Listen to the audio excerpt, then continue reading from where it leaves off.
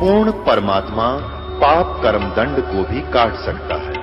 अभी तक जिस भी संत व महापुरुष से मिले उन्होंने यही बताया कि पाप कर्म फल भोगने से ही समाप्त होगा। वो प्रभु कौन है जो पाप कर्म को काट देता है, वो काल के बंधन से छुड़वा देता है। उसका क्या नाम है, पूजा की विधि क्या है? कृपया अवश्य सुनिए जगत गुरु तत्वदर्शी संत रामपाल जी महाराज के अमृत वचन। अब जैसे भक्त बताते हैं कि ट्रेनों में या बस में दूर देश से दूर राज्य से बच्चे आते हैं भगवान के, तो सुबह सुबह या शाम के समय जब ट्रेन में होते हैं, कोई आरती कर रहा है, कोई मंत्र कर रहा है, कोई सुबह के नित्यनेम कर रहा है, कोई दोपहर की रामायणी लगाए बैठा है मोबाइल में, एक वातावरण बदलता जा रहा है, तो पूरे विश्व पर इसका असर होगा। एक दिन सब नाम लेंगे, ये मालिक का वचन है, तो ऐसे प्रभाव पड़ेगा। तो अब ये वातावरण ऐसे बदलेगा। परमात्मा की वाणी में बहुत ताकत है और विधिवत वो वाणी प्राप्त होती है, उसी से असर होता है। सब यानी अधिकारी से लेकर जो नाम जाप किए जाते हैं उनको आप भी असर होगा और वातावरण के अंदर ये बहुत प्रभाव पड़ेगा। अब आप देखते हो कितने टीवी चलते हैं, सब जगह ये राजनीति की बातें, फलाना ये दकड़ा ये बड़ा, इसको तो एक नंबर पर मान रहे हैं। ये एक नंबर पर तो इन टीवी वालों ने भगवान की चर्चा सुनानी चाहिए दिन में कई ताकि आत्मा इंसान की बुद्धि बदले, बुराइयों से दूर हो और संसार में शांति पैदा हो। या तो शांति पैदा कर रखी है। अब फिल्मों में देखते हैं विवाह करते हैं, जब इतनी बड़ी बारात दिखाओगे और 1 किलोमीटर तक बाजे बजाने वाले तुर तुर करते, तो आम आदमी की भी वाईवृत्ति होती जा रही है। तो ये सारा काम बिगाड़ दिया इस मीडिया ने गलत प्रचार करके। ये प्रचार करे भगवान का, सुबह उठते सब देखें, किसी टाइम भी टीवी लावे, जब मालिक की चर्चा पावे तो एकदम परिवर्तन होगा पूरे विश्व में। ऐसे ये तो होना ही है, क्योंकि भगवान ने ये इंस्ट्रूमेंट बनवाए न्यू हैं। ये कितने दिन इनमें दुरुपयोग करेंगे उसका समय आने दो। जनता जागेगी जब इनको कहेंगे भाई ये नहीं, अच्छी बात चलाओ, इसमें बच्चों पर अच्छा असर पड़े, माँ बाप पर भी अच्छा असर पड़े और सारे संसार में एक सद्भावना उत्पन्न हो, तो वो समय तो आएगा। क्योंकि ये बनवाए इसलिए है परमात्मा ने। नहीं 10 साल पहले कितने ना थे, ये 15 साल पहले। अब इसलिए दाता ने इंस्ट्रूमेंट, मोबाइल, इनके अंदर ये मेमोरी कार्ड, इसमें 20-20, 40-40, 100-100 घंटे के सत्संग सुन लो, डाल लो, नए सुनो दिन में मंत्र। न अनपढ़ आदमी सुन लो, कान का ला कर दूसरे नहीं ना पता चला के बोल रहे के सुनाइयो। सफ़र करते हो बस में, कान में लीड लगा ली, मंत्र शुरू कर दिया अपना, ना पड़ोसी ने मेरा के कर रहा है। और कितना लंबा सफ़र हो, मिनटों में जाओगा। और उस समय जब नाम नहीं है तो क्या देखता जाओगा, यूँ क्यों आ गया, वो देखियो देख खड़ा है झांकी में देखे जा। अब भक्ति देखो, भगवान देखो, भक्ति करो, पीछा छूटेगा ऐसे। अब हम आते हैं अपने मूल सत्संग पर। अब जो प्रसंग चल रहा है कि यहाँ इस काल ने हमारे को विवश कर रखा है, जीव के बस का नहीं। अब ब्रह्मा जी के अंदर से एक ऐसी तरंग निकल रही है, ऐसी किरण निकलती है जो प्रत्येक जीव को प्रभावित किए हुए, तो विवश हो है वो ऐसा करता है। अब जब प्रसंग चल रहा था कि ये परमात्मा कहते हैं वो मोक्ष उस साधना से होगा, वो हठ योग नहीं है। नाम उठत नाम बैठत नाम सोत जागवे, नाम खाते नाम पीते नाम सेती लागवे। ये तो सुख संवेद उस तत्व ज्ञान में भगवान ने बताया कि ऐसे साधना करो। और हमारे वेद बताते हैं, यजुर्वेद अध्याय नंबर 40 के मंत्र 15 में कहा है कि वायु अनिलम अथिदम भस्मांतम अमृतम भस्मांतम शरीरम ओम कर्तु समर कल्वे समर कर्तुम समर। परमात्मा की जो भक्ति है, ओम नाम का सिमरण करो, काम करते करते करो, विशेष कसक के साथ करो और मनुष्य जीवन का मूल उद्देश्य जानकर ओम नाम का जाप करो। और ओम नाम के जाप से जितना मोक्ष होना है वो इस विधि से प्राप्त होगा। और ये सुख संवेद बता रहा है। हठ योग तो किसी वेद में नहीं, गीता में नहीं। तो ये हठ योग कहाँ से लाए? ये मनमुखा आचरण है, मनमाना आचरण है, ये मनमुखी साधना है, ये गुरुमुखी नहीं है। तो जब तक हम सतगुरु के द्वारा बताए साधना ज्ञान को नहीं ग्रहण करेंगे तब तक हम ऐसे ही डले ढोते। तो परमात्मा कहते हैं कि तुम परमात्मा की प्रेरणा में जंगल में चले जाते हो, घर छोड़ जाते हो, और भूख लगती है, प्यास लगती है, फिर रोटी मांगने फिर घर में और गृहस्थियों के पास आते हो। बता, अकल है तुम्हारे अंदर? अब घर में सारी सुविधाएं हैं, मकान है, झोपड़ी है, छोटा है, बड़ा है, जैसा तेरी किस्मत में, और नाम मिल गया। काम भी कर रोजी रोटी के लिए और भक्ति कर, और जिस काम को पहले आप करने में सारा समय लगा देते थे वो पूरा नहीं होता, बरकत नहीं होती। भगवान की भक्ति में यह शक्ति और है, आपके घर में बरकत करेंगे, आपके शरीर को स्वस्थ करेंगे, आपके आने वाले जो पाप कर्मों के दंड हैं उनको दूर करेंगे, तो आपको निर्मल करके रखेंगे, आपको बरकत भी देंगे और मोक्ष भी इसी विधि से मिलेगा। और भगवान विष्णु जी के अंदर जो एक सतोगुण भर दिया इसने, यही 3 देवता हैं और यही 3 गुण हैं। जैसे मिर्च का गुण बना दिया कि वो तो मुंह फूकेगी और छोंक लगेगा, छींक आवेगी। अब जैसे रसोई में छोंक लगाया जाता है, ये भगवान रहते हैं ऊपर तीनों अब अपने लोकों में, विष्णु विष्णु लोक में, शिव जी शिवलोक में, ब्रह्मा जी ब्रह्मालोक में, और वहाँ से ही ये 3 लोकों के ऊपर इनके अंदर से निकल रही वो रेंज, वो किरण, वो तरंग हमें प्रभावित कर रही है, तीनों लोकों के प्राणियों को, स्वर्गलोक, पृथ्वीलोक और पाताललोक। अब जैसे रसोई में छोंक लगा रहे हैं मिर्चों का, और अलग कमरों में बैठे अन्य व्यक्तियों को भी छींकें आनी शुरू हो जाती हैं। मूल वस्तु, साकार वस्तु तो रसोई में, उसके निराकार उस तरंग ने जाकर वहां विचलित कर दिए, वो छींक उनके बस की नहीं रोक दे। तो इसी प्रकार इन तीनों भगवानों से निकल रहे 3 गुणों का प्रभाव आपके ऊपर है, जीव के बस का नहीं कि आप इनसे बच सको। इसको बचने का तरीका है, इसकी एंटीबायोटिक बताई भगवान। वो क्या है कि डेरे डंडे खुश रहो और खुश रे लहे न मोक्ष। ध्रुव प्रहलाद भी जब उधर गए तो फिर गृहस्थी में क्या दोष। यानी आपको फिर भी क्लियर करते हैं कि गृहस्थी का तात्पर्य ये नहीं है कि भाई ब्याह करवाना गृहस्थी हो है। ब्रह्मचारी रहो या गृहस्थ में रहो, घर में रहो यानी करके खाओ, करो और भक्ति करो। कर्म सन्यासी नहीं होना चाहिए, कर्म योगी बने रहो। जैसे हमारे यहाँ भक्त रहते हैं जिन्होंने कईयों ने शादी नहीं करा रखी, तो वो कर्म योगी हैं, यहाँ कर्म सन्यासी नहीं है, वो भी गृहस्थी है समझ लो। यहाँ सबकी सेवा करते हैं, अपना भक्ति भी करते हैं और साथ में अपनी सेवा भी करते हैं। तो इसी प्रकार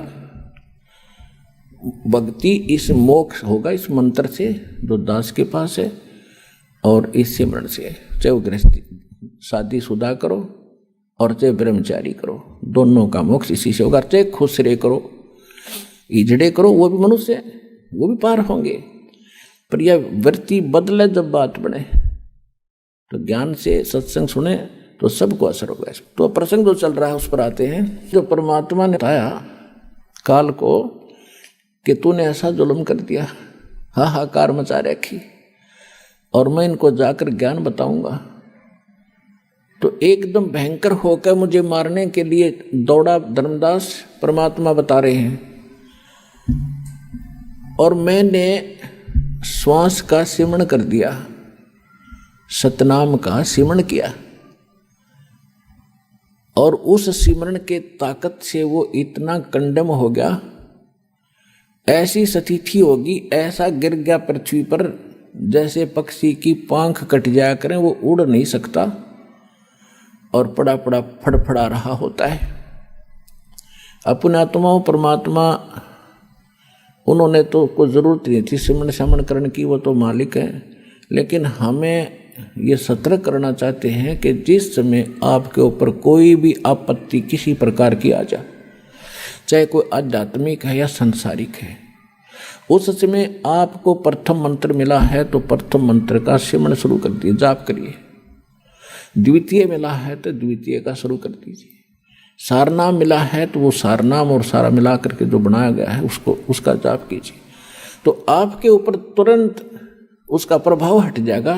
कोई भी किसी प्रकार का संकट आ पड़ा है, यदि आपकी मर्यादा सही होगी, आपका कनेक्शन पावर ठीक होगा, यानी काम नाम खंडित नहीं होगा, तो आप पर वो कोई प्रभाव नहीं डाल सकता। अब वो उस माध्यम से परमात्मा हमें सतर्क कर रहे हैं कि कभी तुम्हारे ऊपर ऐसी आ भी जाती है आपदा, तो तुरंत मालिक ने याद जरूर करी इस मत स्मरण के माध्यम से। फिर देखियो,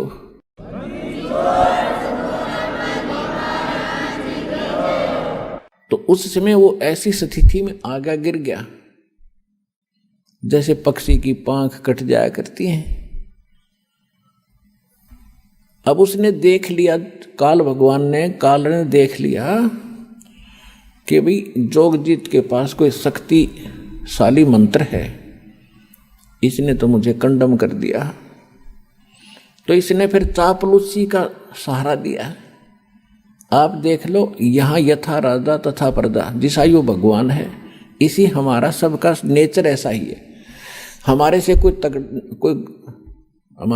कोई बोधा आदमी है, यानी कमज़ोर है, शारीरिक कमज़ोर है या वैसे व्यवस्था में कमज़ोर है, तो हम उसके सिर पर चढ़ जाएं। और जब तगड़ा सामने आ जा, उसने हाथ जोड़ा, हाँ जी चौधरी साहब। एक शराबी जावा था, शराब पिए गली में, सामने एक बनिया आ गया, बनिया लाला जी, क्योंकि वो अल्पसंख्यक होते थे गाँव में, एक दो चार घर होते थे। तो शराबी ने जब देखा उस बनिया को, गाली देने लग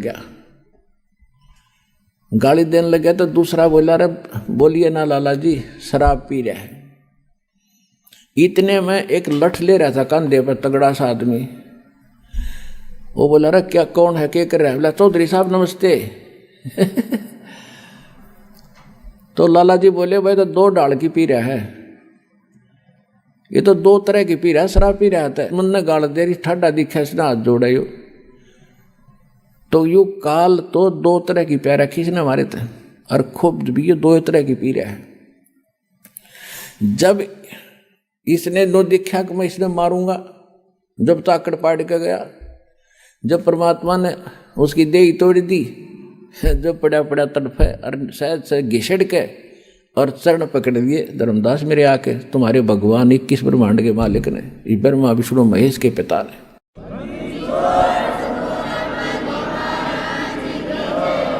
और बुरी तरह रोए, तू मेरा बड़ा भाई, मैं तेरा छोटा भाई, छोटे तो गलतियाँ करा करते हैं, बड़ों तो माफ़ी करा करते हैं, आप मुझे क्षमा कर दो, मैंने तो वैसे भाई जान कर आपके साथ लड़कपन कर दिया है, माफ़ कर दो, मैं तो आपको भगवान पिता के समान मानता हूँ, मुझे क्षमा करो। जब बुरा हाल कर दिया, जब मैंने कहा ठीक है, फिर कहता है मुझे कुछ, आप नीचे जाओगे? कहाँ जाऊँगा भाई, मेरे को आदेश हो गया, मैंने जाना पड़ेगा, बस की बात नहीं। तो एक काम करियो, क्या कुछ मेरी कुछ डिमांड है या पूरी करियो पहले।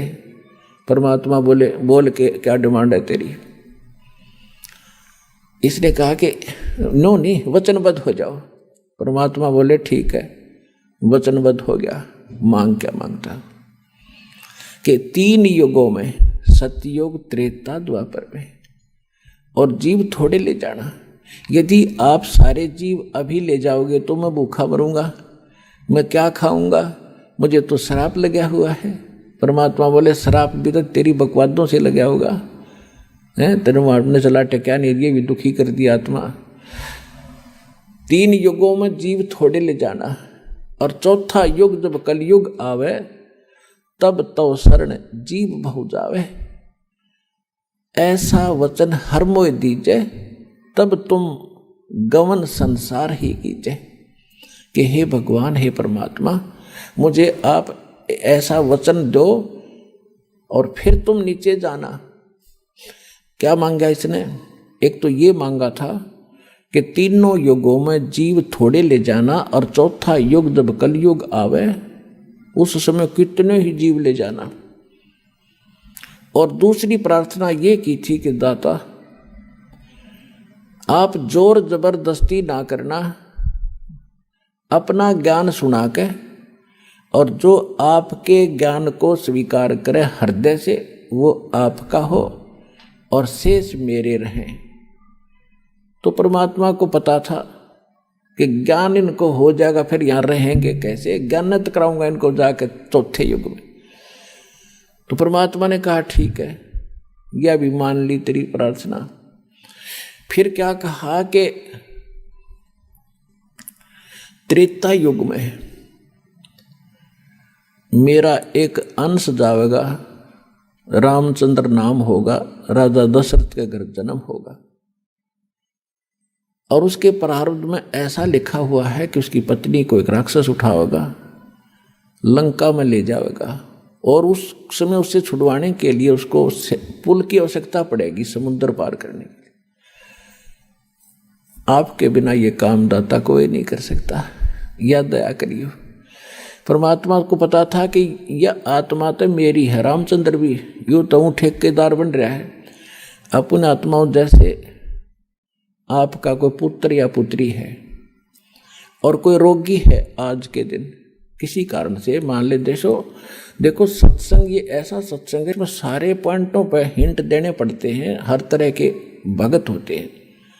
अब जैसे यहाँ अधिकतर रोगी आते हैं, क्यों काल ने सत्यानाश कर दिया, भक्ति खत्म करवा दी, पिछले पुण्य खत्म हो लिए, आगे भक्ति इनके पास थी नहीं, माथा टेक टेक उन चौराहे वाली माताओं पे बैठा लिया। अब सब रोगी हो गए, किसी को कोई हानि है, कोई मेंटली डिस्टर्ब है, किसी को कैंसर है, किसी को हाहाकार मातरी। तो भक्ति की शक्ति बिना ये शरीर चलेगा कैसे, ये मट्टी है। तो अब जैसे यहाँ आते हैं और कति लास्ट स्टेज पर मृत्यु के निकट है, यदि सच्ची श्रद्धा से सच्चे दिल से समर्पित होकर भक्ति करेंगे तो कति ठीक करेगा, गारंटीड बात है, स्वस्थ होंगे यदि नीत भक्ति की होगी तय।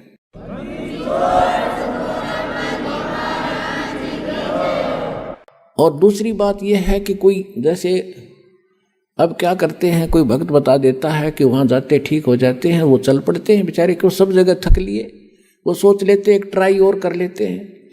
तो ट्राई करने आने वाले को यहाँ राहत नहीं मिलेगी।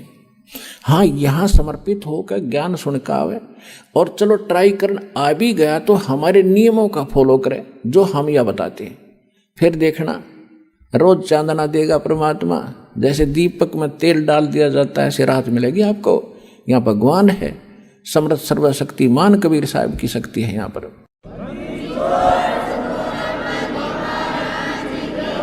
अब फिर भी किसी कारण से भी राहत ना मिल पाई, त्रुटि तो अपनी ही होगी, भगवान में तो है ही नहीं। सतगुरु के दरबार में भाई कमी कहे की ना, अनसा मौज नहीं पावता तेरी चूक चाकरी माँ। इस सच्चे दरबार में कबीर भगवान की डिक्शनरी में इम्पॉसिबल वर्ड नहीं है, असंभव शब्द नहीं है इस भगवान के दरबार में।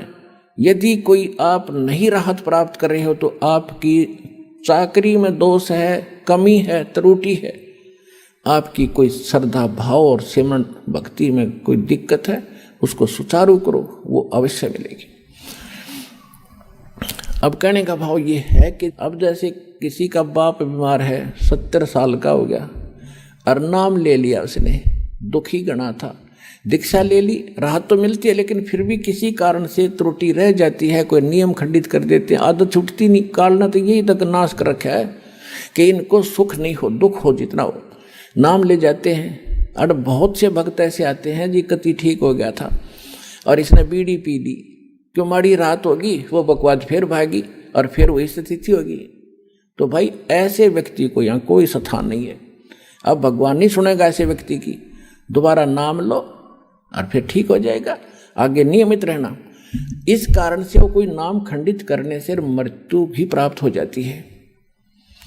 अब हम तो रो रहे हैं कि हे भगवान यू क्यों मर गया, क्योंकि हमारा पिता था या हमारा पुत्र था, हम तो एक सुख के ठेकेदार बने, वो तो आत्मा तो उस परमात्मा की थी, उस परमात्मा की आत्मा है और उसको नाम दे दिया तो उसको मनुष्य जीवन मिलेगा। इस नाम का एक बार भी जाप करके जो दास प्रथम मंत्र देता, और यदि शरीर छूट गया तो मनुष्य जीवन गारंटीड है, भक्ति मिलेगी और इस अनमोल अमृत को बचा कैसे रखा था, छुपा क्यों रखा था? इसलिए रखा था कि ये जरूरत है इसकी। पहली बात तो स्वस्थ करेगा और इस सज्जन में मोक्ष करने की चेष्टा करेंगे परमात्मा। फिर भी क्योंकि घड़ा बिगड़ा हुआ काम है सारा, कोई न कोई त्रुटि हुए बिना रहती नहीं, किसी कारण से मृत्यु भी हो जाती है तो उसका तो भाग जाएगी। दोनों हाथों में लाडू, सतलोक आसन पर वाला माप के। जब स्वस्थ हो गया तो भक्ति इस जीवन में करियो, और जब मृत्यु होगी किसी कारण से तो नेक्स्ट जीवन 10वें महीने आ लेगा अपनी माँ की गोदी में, यहीं पर नया कपड़ा पहन के।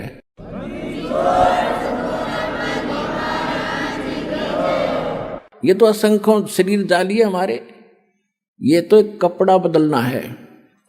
और पुण्यात्माओं, जब आपको ज्ञान होगा ना इस बात का, जैसे आपका धोती कुर्ता पजामा फट गया और आपके बक्स में, आपकी टैची में अरका चादर है नया, तो क्या करोगे?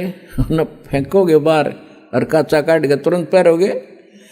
तो ये जो शरीर है ये तो एक कपड़ा है।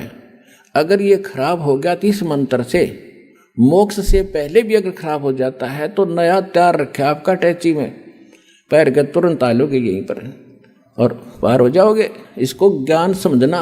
ये कोई डूम बाट के गीत नहीं, कोई रागनी बनानिया की रागनी नहीं, ये कोई फिल्मी लोगों की बनाई हुई दंत कथा स्टोरी नहीं, ये परमात्मा का दिया अध्यात्म ज्ञान है और इसको 100% सत्य है और आप भी इसको सत्य मानना।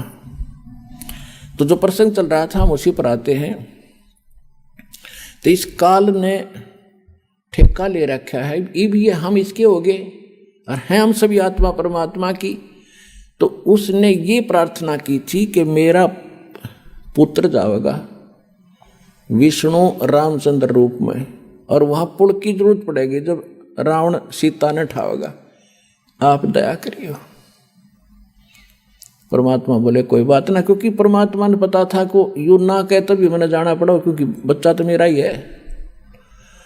कहीं भी कोई दुख आत्मा है तो दाता रो तो वही रहा आपके लिए। कबीर साहब कहते हैं मैं रो तू सृष्टि को, और ये सृष्टि रोवे मोहे, और गरीबदास इस वियोग को समझ नहीं सकता कोई, क्योंकि गरीबदास जी को भी परमात्मा सतलोक लेकर गए थे, फिर वापस छोड़ा था।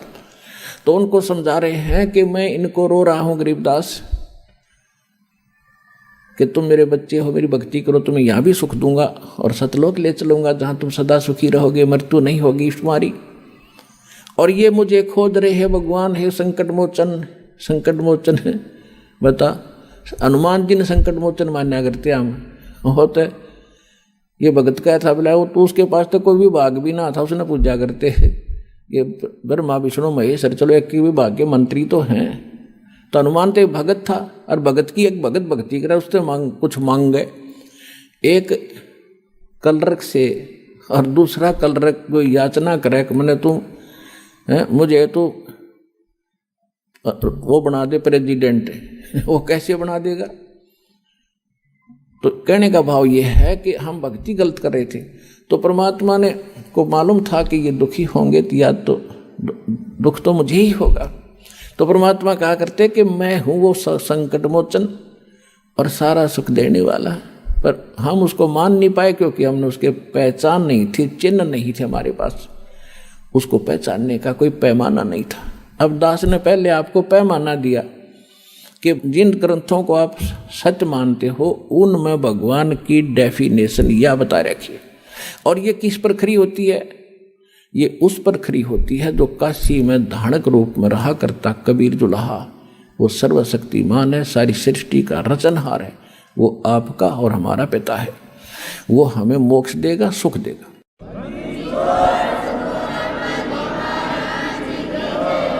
फिर क्या किया उसने? तीसरा प्रश्न ये किया कि परमात्मा द्वापर युग में मेरा पुत्र जाएगा वही, और उस समय कौन जाएगा? श्री कृष्ण यानी विष्णु जाएगा,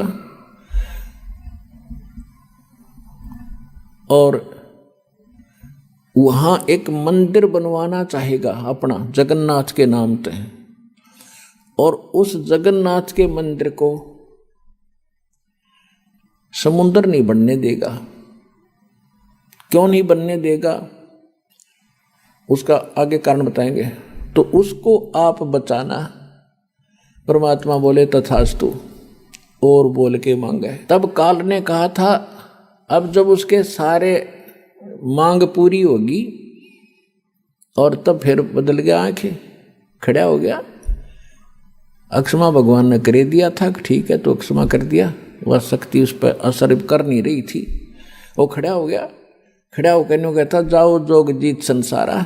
न्यू बोला चौथे युग में ऐसा कर दूंगा इन प्राणियों को, ये भक्ति योग नहीं छोड़ूंगा, और ना जाने कितने इनके विभाग कर दूंगा, अलग अलग मजहब धर्म बना दूंगा, अपने दूत भेज के इनको गलत ज्ञान से रंगवा दूंगा।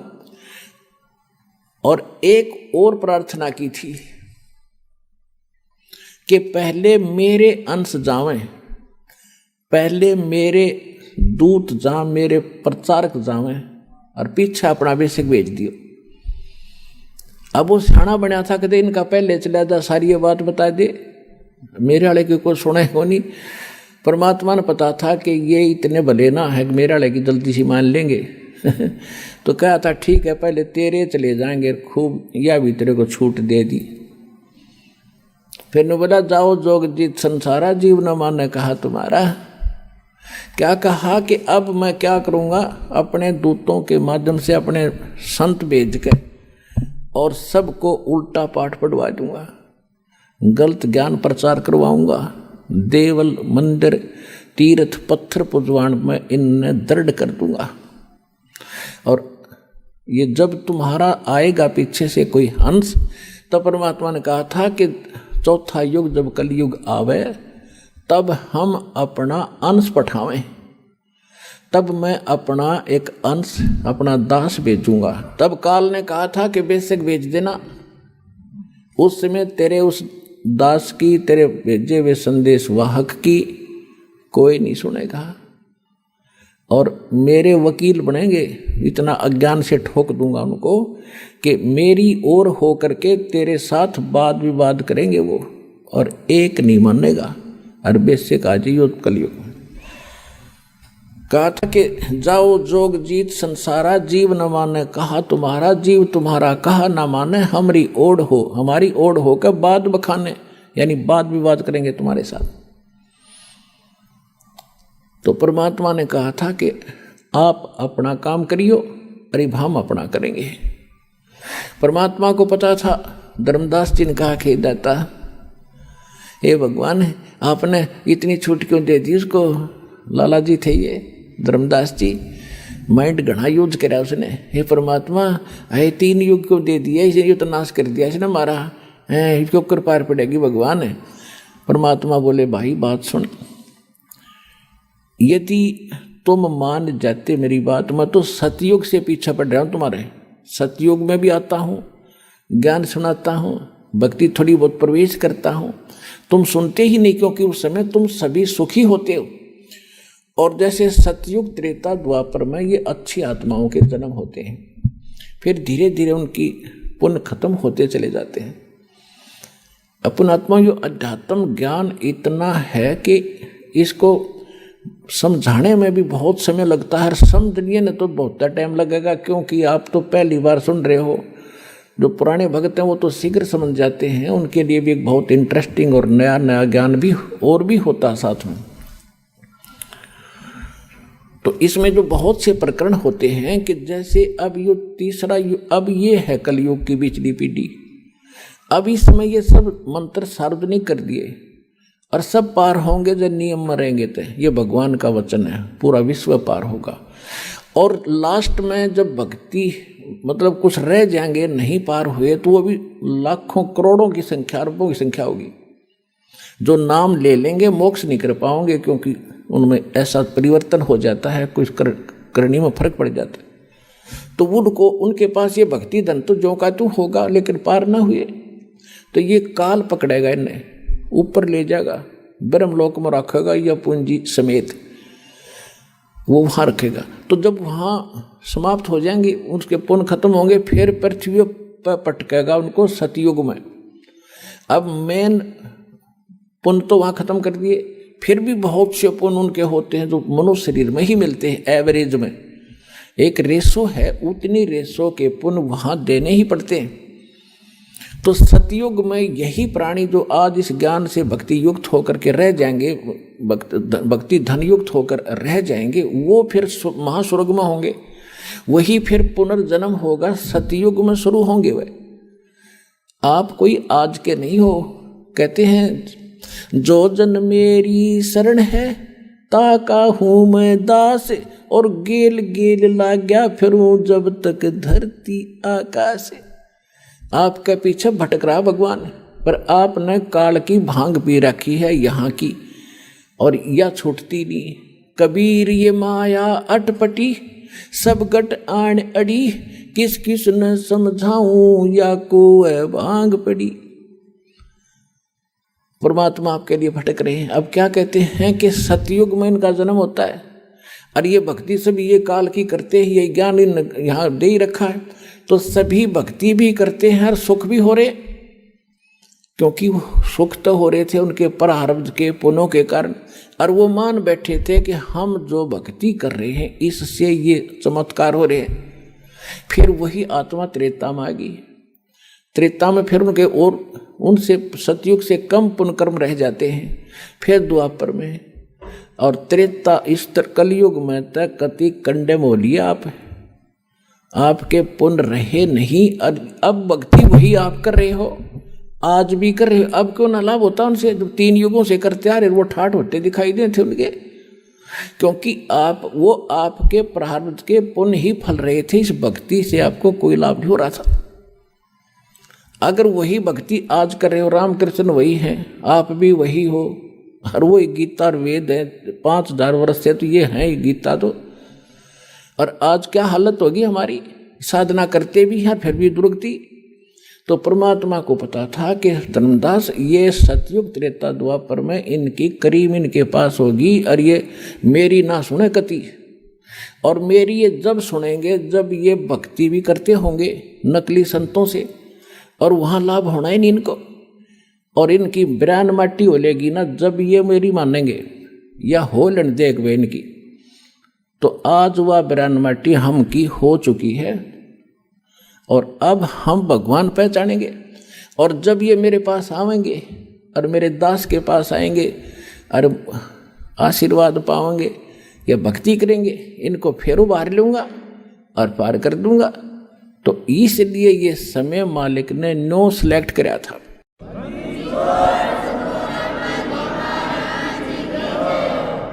अब धर्मदास जी को मालिक ने सारी कहानी बता दी मिनटों में, और फिर कहा था धर्मदास मेरी लाख दुहाई, ये मूल ज्ञान जो मैंने तेरे को बता दिया, और ये मूल मंत्र, ये सार शब्द ये कहीं बाहर ना जाए, ये सार शब्द बाहर जो पढ़ी, ये मूल ज्ञान 2 जगह 2 वाणी बोल रखे हैं। एक तो ये मूल ज्ञान ये है जो दास आपको समझा रहा, आज तक ना को कबीरपंथी जानता इसको, और बाकी अगर मतलब है कि इस ज्ञान के आसपास भी आ जा। तो ये था मूल ज्ञान, और ये है मूल मंत्र, कंप्लीट कोर्स ये आपको दिया जा रहा भक्ति का।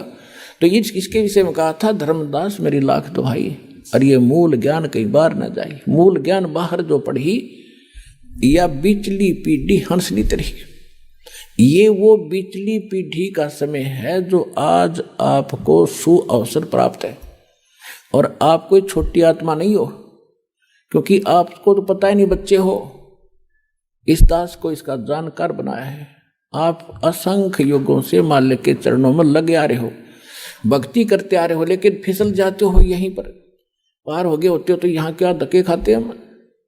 तो आपके साथ वो उसी समय से पीछे पड़ा हुआ है सतयुग त्रेता द्वापर में, और ईब आ गया वो कलयुग। जब परमात्मा आए थे सन 1398 से और सन 1518 तक, संवत 1455 से और संवत 1575 तक परमात्मा इस धरातल पर एक लीला करने आते हैं। वो उसी तरह लीला करते हुए रहे और यो ज्ञान भी दिया। तो वो थी प्रथम चरण कलयुग निर्याणा, तब मघर मांडो मैदाना। कलयुग का प्रथम चरण वो होगा जब मैं मगर से सशरीर एक लीला करूंगा, मगर में एक लीला करूंगा, वो तो प्रथम चरण। और अब ये पिछली पीढ़ी और लास्ट की जो पीढ़ी होगी कलयुग की, वो तो कृतघ्नी हो जाएंगे, मांसाहारी होंगे, कोई नेम धर्म रहेगा नहीं। लास्ट की तो बहुत बुरी स्थिति बता रखी है सुख संवेद में, बहुत बुरा हाल हो जाएगा। तो अब ये है प्राइम टाइम मोक्ष कराने का और सतलोक जाने का, परमात्मा पाने का। और इस समय में आपको मानव शरीर और सतलोक आश्रम बरवाला जिला हिसार में आपका आना हो गया। पुणात्माओं, आज चाहे कोई ज्ञान से आ गया और चाहे कोई दुखी होकर आ गया यहाँ पर, जो आज कोई संकट निवारण के लिए आया है, तो वो संकट आपके लिए वरदान सिद्ध हो गया और इससे आपका संकट भी दूर होगा और आपकी मुक्ति भी होगी। ये गिर पड़े रहे शरण में।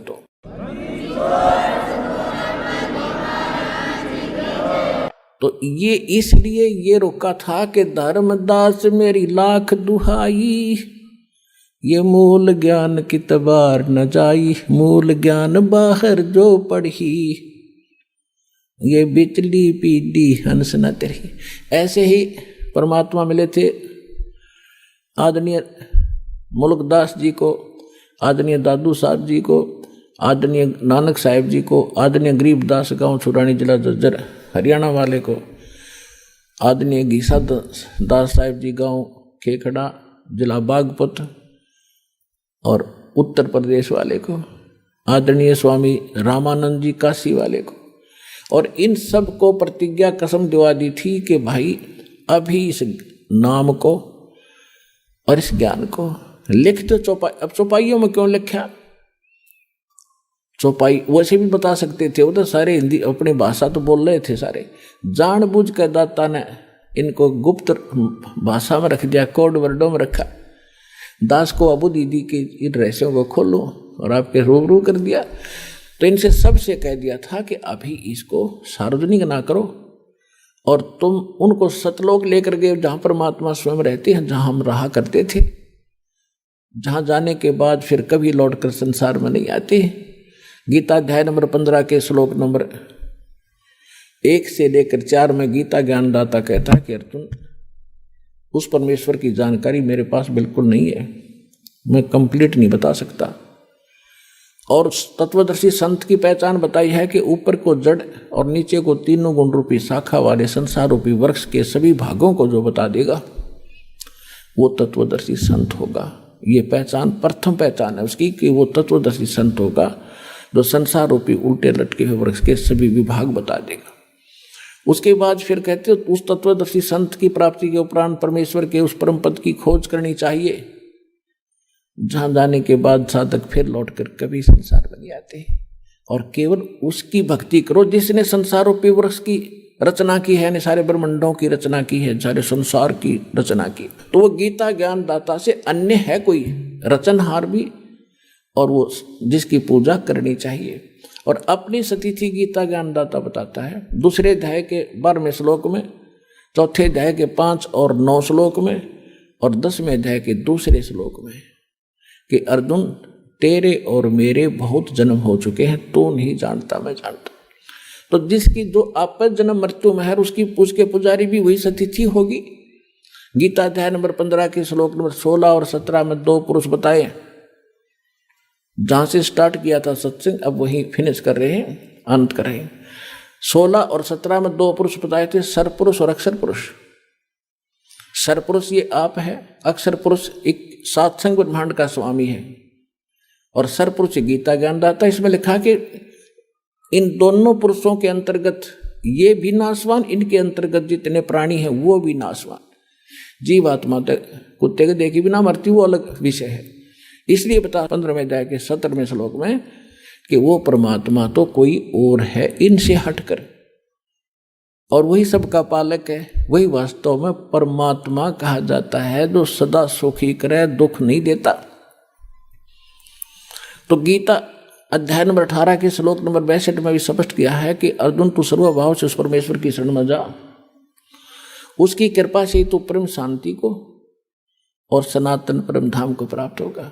तो यहाँ वो स्थिति है बताई है के गीता अध्याय नंबर 15 के श्लोक नंबर 4 में कि उस परमेश्वर की भक्ति कर तत्वदर्शी संत की प्राप्ति के उपरांत परमेश्वर के उस परम पद की खोज करनी चाहिए जहां जाने के बाद साधक फिर लौटकर संसार में कभी नहीं आते।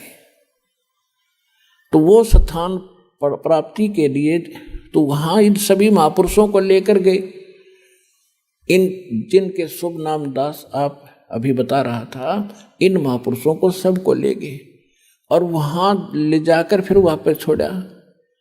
फिर इन्होंने जाकर पता किया कि ये बैठा भगवान काशी में धाणक आदरणीय नानक साहिब जी समकालीन थे परमेश्वर कबीर जी के, और उनको सचखंड लेकर गए बेई नदी से और उनको बताया कि ये है आपका स्थान ठीक ठिकाना। और फिर उन्होंने सभी बात जाते हुए कहते भगवान हमें यहीं रख लो। तो परमेश्वर ने कहा कि नहीं, वापस जाओ, मेरे गवाह बनो और भक्ति करके वापस आ सकते हो, नो जोर जबरदस्ती नहीं कर सकता, मेरा वचन है।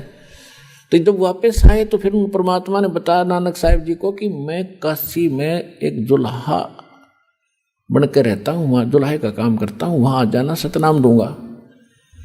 तो नानक साहिब जी तीसरे दिन जब होश में आए, सतलोक से वापस आए, नौकरी त्याग, प्रथम यात्रा, प्रथम उदासी बनारस की काशी की, और वहां जा देखा खड्डी में बैठा कपड़े बुनता हुआ वही परमात्मा सृजनहार सतलोक का मालिक।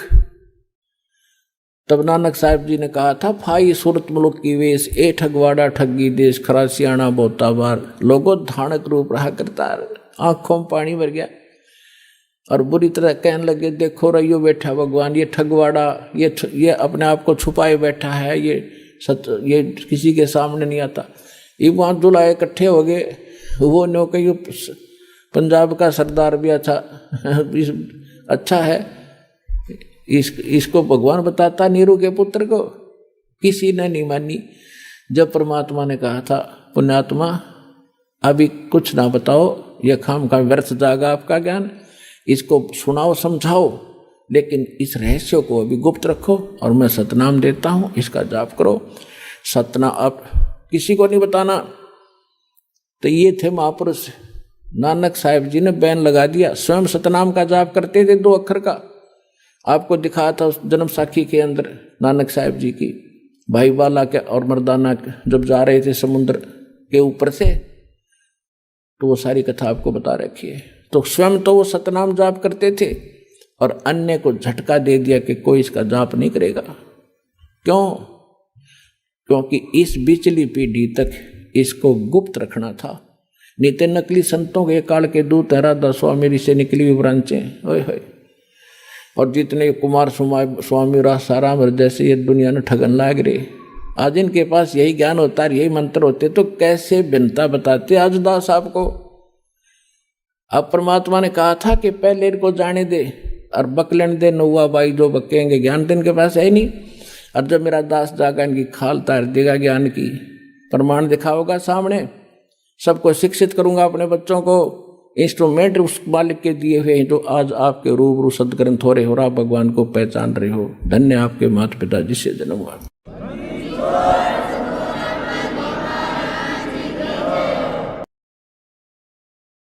परम पिता परमात्मा पूर्ण ब्रह्म सर्व सृष्टि रचनहार सबके जनक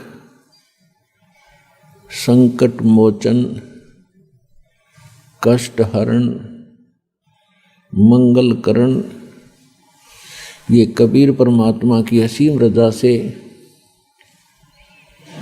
आप सभी पुण्यात्माएं सत्संग सुनने के लिए सतलोक आश्रम बरवाला जिला हिसार हरियाणा में उपस्थित हुए।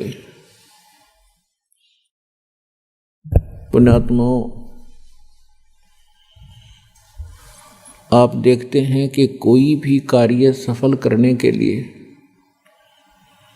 उसमें जी तोड़ मेहनत करनी पड़ती है, परिश्रम करना पड़ता है। उसमें धन भी व्यय करना पड़ता है और समय भी खूब लगाना पड़ता है। तभी हम उसको सफल कर पाते हैं। जैसे किसान फसल तैयार करता है और सर्दियों के मौसम में गेहूं की फसल में पानी की आवश्यकता होती है, रात्रि के समय उसको लाइट मिलती है या कोई नहर से सिंचाई का समय मिलता है। सर्दी के मौसम में कितनी शीत लहर चलती है, कई बार बूंदाबांदी भी शुरू हो जाती है। उस समय हम सभी अपने घरों में रजाई ओढ़ के ऊपर कंबल भी डालते हैं, सभी दरवाजे खिड़कियां बंद कर लेते हैं कहीं सर्दी ना लग जा। और जिस किसान को रात्रि के समय पानी प्राप्त होना हो नहर से या लाइट आनी हो रात्रि में, ट्यूबवेल से पानी लगाना हो, तो वो ये नहीं देखता कि इतनी सर्दी है, मैं कैसे वहाँ खेतों में पहुँचूँगा, मुझे कोई सर्दी ना लग जाए। रात्रि में और भी बहुत सी समस्याएं होती हैं, कोई सर्प ना डस ले, हिंसक पशु ना हानि कर दे, लेकिन उन सब को चीरता हुआ किसान रात्रि में पहुंच जाता है एक सिंपल कंबल और खेस ओढ़ के। और जब वो पानी लगाता है उस कंबल को भी उतार के एक तरफ रख देता है और पानी के बीच में खड़ा हो जाता है, पानी लगाता है। अब वो बिल्कुल भी आलस नहीं करता, ना कर सकता, क्योंकि वो जानकार है, उसको ज्ञान है। यदि आज मैंने आलस कर दिया और पानी के लिए खेतों में नहीं पहुंचा तो फसल सूख जाएगी, मेरे बच्चे भूखे मरेंगे, मैं कंगाल हो जाऊंगा। इसलिए वो अपना इस काम को पूरा ही करके छोड़ता है, चाहे नमूनिया हो चाहे ना हो, सर्प डसे या ना डसे। अब वो क्यों उस कार्य को कर रहा है? क्योंकि उसको वो पूरा जानकार है इस मार्ग का।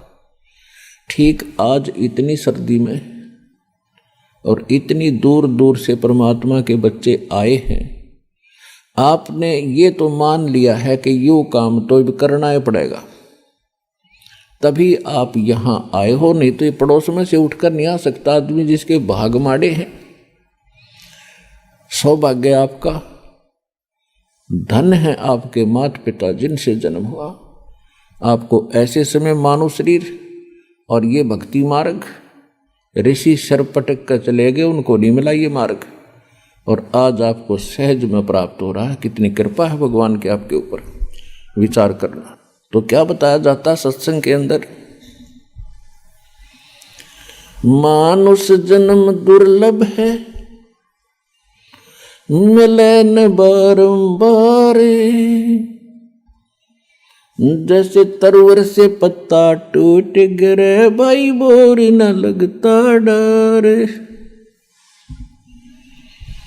बंदे तू कर बंदगी, जय चावे दीदार, ये अवसर मानुष जन्म का, भाई बोरन बारंबार। मानुष जन्म पाए कर जो नहीं रट हरि नाम, जैसे कुआ जल बिना फिर बनवाया क्या काम।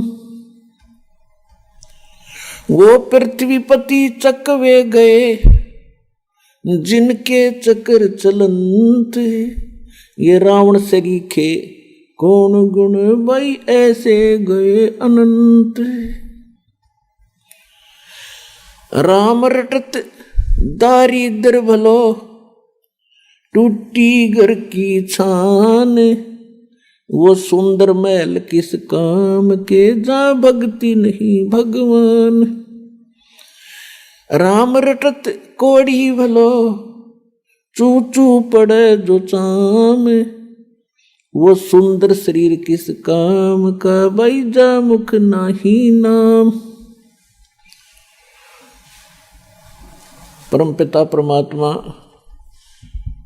अपनी प्यारी आत्माओं को बार बार समझाते हैं कि ये मनुष्य जीवन आपको जो प्राप्त हुआ ये अनमोल है, और सतगुरु और सत्संग के अभाव से आप जो क्रियाएं कर रहे होते हो वो तो पशु पक्षी भी करते हैं।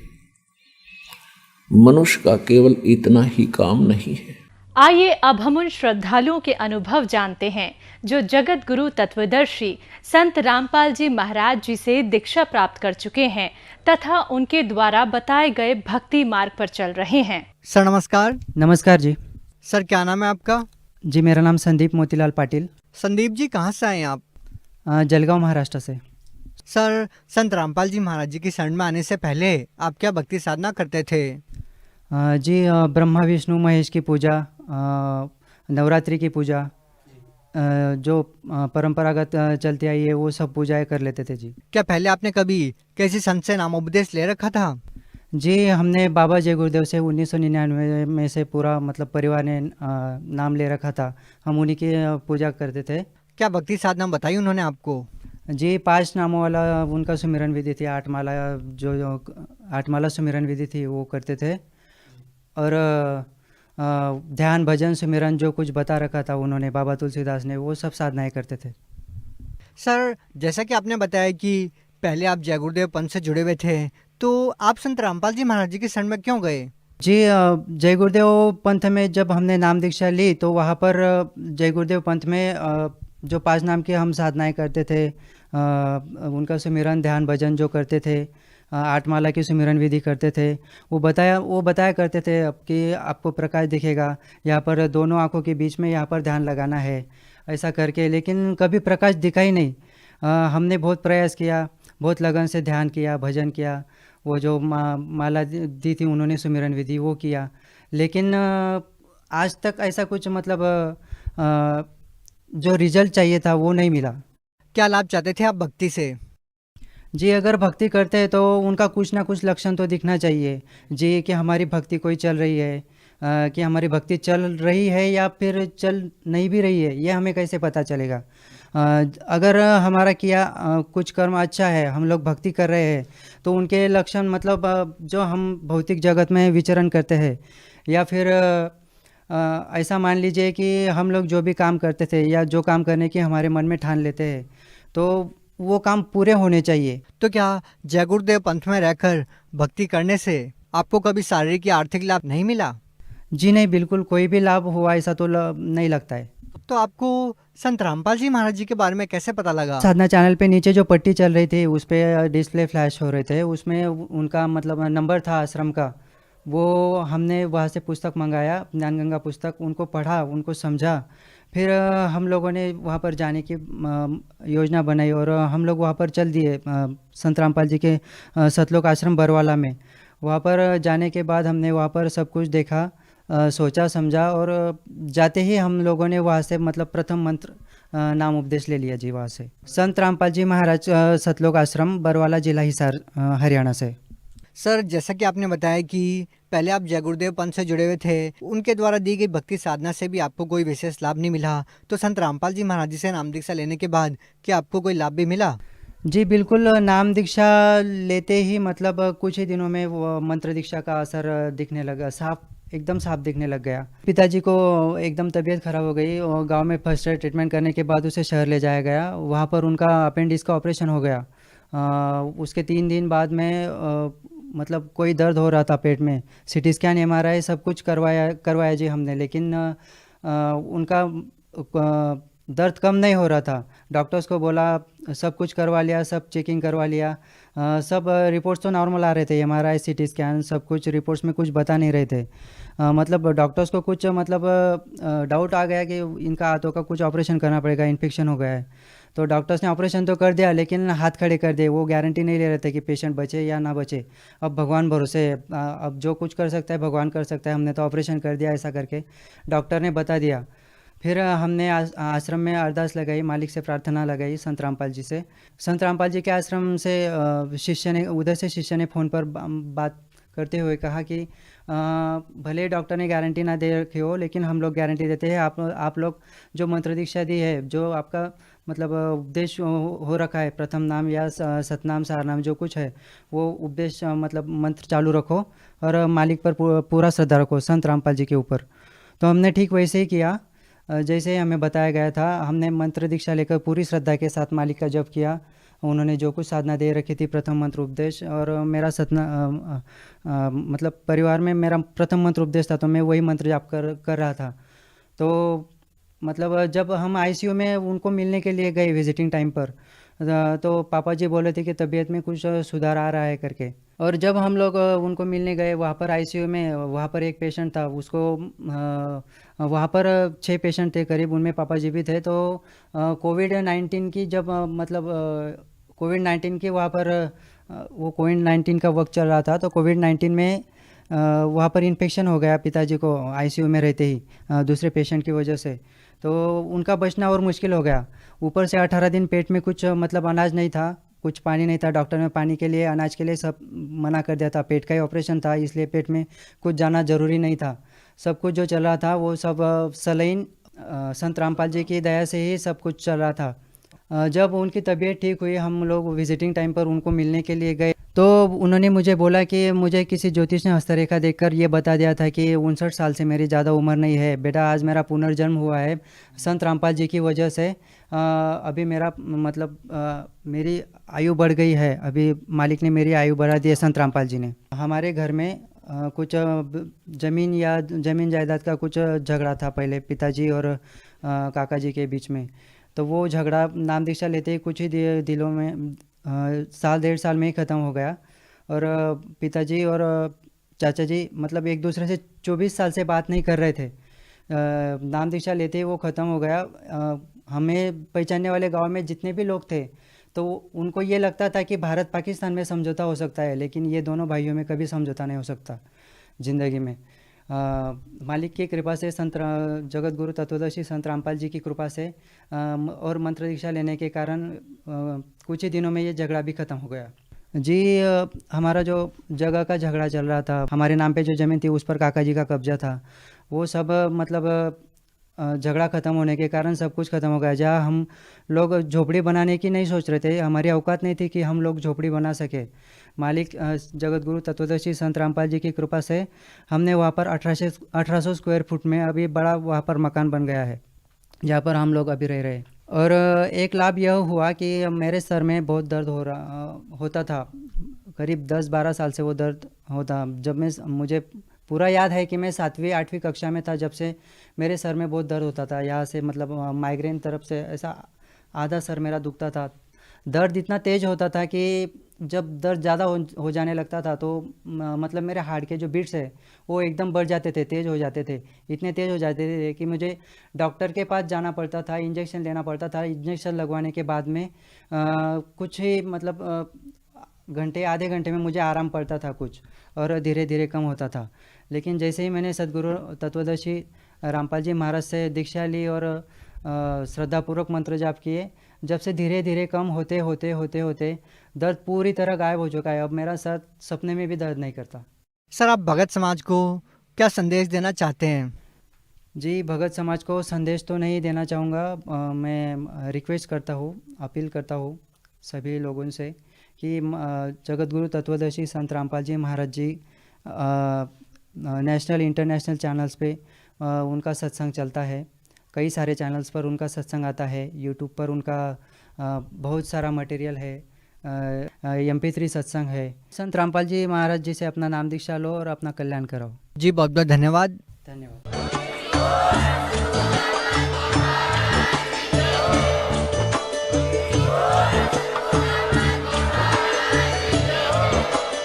आप सुन रहे थे जगत गुरु तत्वदर्शी संत रामपाल जी महाराज जी के मंगल प्रवचन। अधिक जानकारी के लिए विजिट कीजिए हमारी वेबसाइट www.jagatgururampalji.org। संत रामपाल जी महाराज जी के शुभ आशीर्वाद से पूरे विश्व भर में 500 से भी ज्यादा नाम दीक्षा केंद्र हैं, जिन पर संत रामपाल जी महाराज जी द्वारा ऑनलाइन निशुल्क नाम दीक्षा दी जा रही है। अपने नजदीकी नाम दीक्षा केंद्र का पता करने के लिए संपर्क करें 8222880541।